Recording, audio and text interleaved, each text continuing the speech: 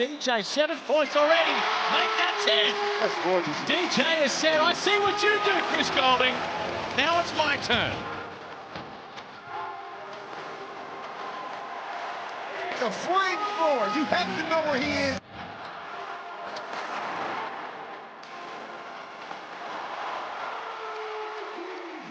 That is one of our favourites here on Nothing But Net Aussie Hoops, presented by Amy. DJ Vasiljevic, it's great to see you, mate. I actually haven't seen you in person since the NBA Finals about 2 years ago. You were walking around like the king of Miami, signing autographs, taking photos. It's great to see you, my friend. Good to see you too. It seems like a decade ago, doesn't it, Kane? We were at the finals, messing around, meeting a lot of people. So it's good to see you. Yeah, it was a great time. And I wish it was a better time to speak to you than right now, but maybe for the timing of this chat, it does make sense. So the hamstring injury, what can you tell us about when this occurred on the weekend against Tasmania, or if perhaps you were carrying something into the game? No, I felt a little niggle throughout the Boomers campaign when we were at the qualifiers. But again, I think I've just slightly torn it a bit in that first quarter. Don't know when. There was multiple times where I pulled up a bit sore. So just going to have to sit out and rest a little bit. We'll miss definitely this weekend's games, but hopefully I can be back next weekend. So here's where I don't think you guys and girls that play the game at a professional level get enough credit. You guys are bloody tough. And I'm sitting at home watching this game. And I can see that you're putting the heat pack on, you're on and off the floor, and I'm like, please, man, just chill out. I know that you're missing players, but I can't have this be a serious injury. So what are the conversations with the medical staff during that time, and what are you feeling? Because it feels to me there had to be some risk that there was going to be significant damage or further damage. It's just, I think the adrenaline kind of saved me a little bit. As professional athletes, we run on adrenaline, so we don't feel it till like 2 hours after the game. So, I mean, the medical staff was good with me. They kept asking how I felt, and I actually did feel pretty good. I didn't play that great. I think it started to take a toll throughout the game, but not having Kendrick Davis and Montrezl Harrell and being the skipper of this team, I couldn't let this team down. Even though we didn't get the win, I still had to try and do everything possible to try, make that possible. No, credit to you for that, for sure, mate. And obviously Kendrick comes back this week, Montrezl, and another 2 games there. And I'm not sure how much they've been around the team the last week or so, but how would you assess the mood of the team? A lot of young guys got minutes on the weekend, but it feels like it's been a little bit of a tumultuous period now with your injury after a run where it looked like you guys were ready to take that step and challenge the top of the ladder. Yeah, I think we've hit a hurdle a little bit, obviously with the suspensions to KD and Trez, and then obviously now me being out. But again, this gives the opportunity for young guys to step in. Keanu Rasmussen played one hell of a game. Ben Gristic gave us unreal minutes. So it just gives these young guys that opportunity to kind of come in and do what they can do, because we see it at practice every day. So they'll be big for us come this weekend and towards the back end of the season. So we can see here, and I know what you're probably going to say, DJ, the team wants to move on, everyone's moving on, and you're looking forward, but we just saw again that incident from a couple of weeks back. And the thing that has frustrated me throughout this is that I still don't feel like anyone knows what actually went down and what happened. You were right in the middle there. This was a shocking incident. What do you recall in the moment and what was going down? I just recall, obviously, Trez, Shea Ili, and Rob Lowe having a go at it a little bit, and then it kind of trickled over to the bench. There was a few of us in a huddle with Mike, because obviously that was start of early fourth quarter, so we kind of had to regroup and keep playing. And then all of a sudden I see my GM, Matt Weston, get pushed, and obviously I try to jump in, then I get pushed. So, again, you don't want to see that in the game of basketball or any sport, really. Like, you pay good money for those seats. Enjoy the game. Yeah, you can bicker and banter with the players and whatnot. Like, I've had it. I had it when I was in Tasmania. Got the middle finger multiple times when I hit the big shot. So you can do stuff like that. Just don't take it too far. And I guess there was like racial slurs towards Trez and KD, which, again, not necessary in the game of basketball. Yeah, so do you guys sit down now? And obviously when they come back to the team, I think everyone sees that offensively this is a team that can challenge with everyone. And I would say Montrezl from the outside. I don't know him personally at all. He seems like a guy that will use anything to motivate him. So do you completely put it beside you, or do you say, okay, this is a motivation point. This is a point in our season where we can now go on a run down the stretch? Yeah, I think so. Obviously, KD's still here. Trez gets back over the weekend, so they'll be all ready to lock and loaded to go. And obviously, we've got 17 games left. We play Melbourne United January 4th, and they marked us for the shootout.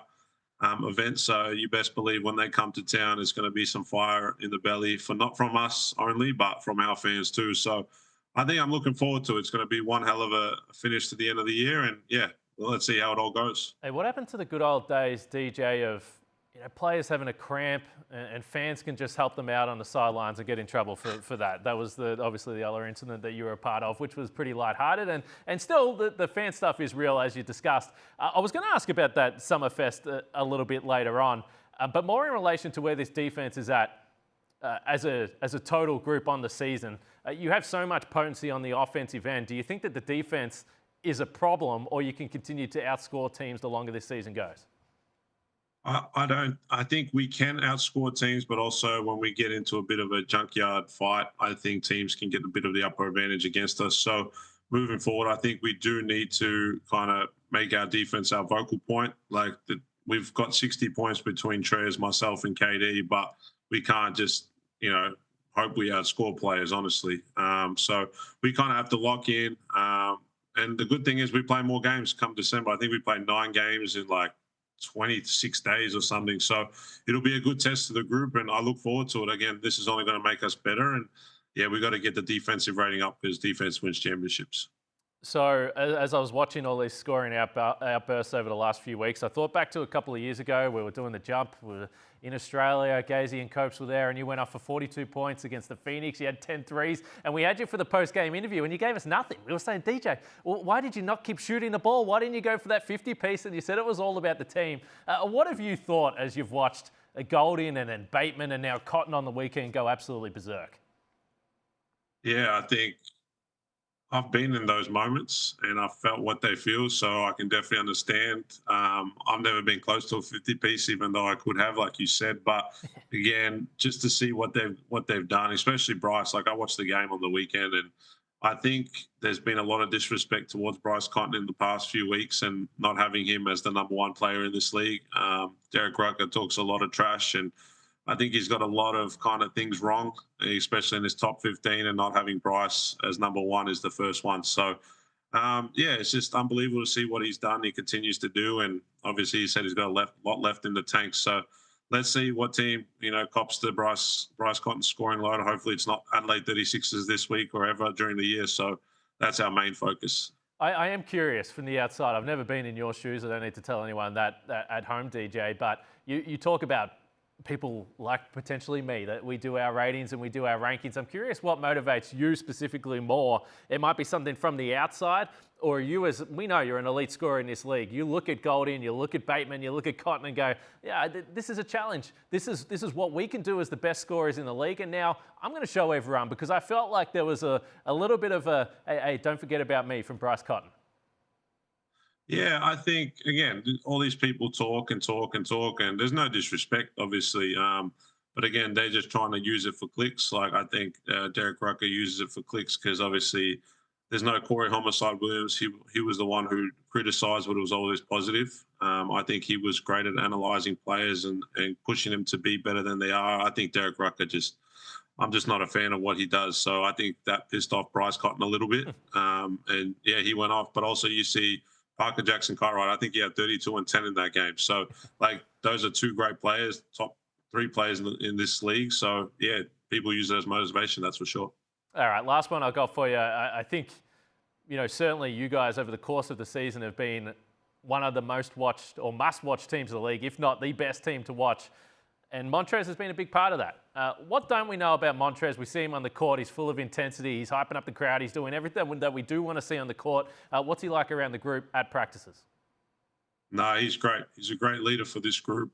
He's coming in with the great energy. The one thing people don't know, he's got 10,000 pairs of shoes, and he doesn't wear the same sneaker twice, I guess. So a funny story, yesterday he actually FaceTimes me in the morning and asked how I was doing.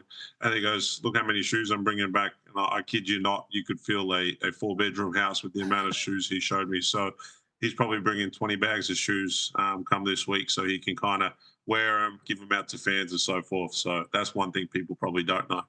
Yeah, Trez can probably afford the extra $60 for an extra check bag there and chuck a few extra pairs of shoes in there. DJ, look after the hamstring, mate. We want to see you back on the floor soon in this Adelaide team at full strength. It's always great to catch up.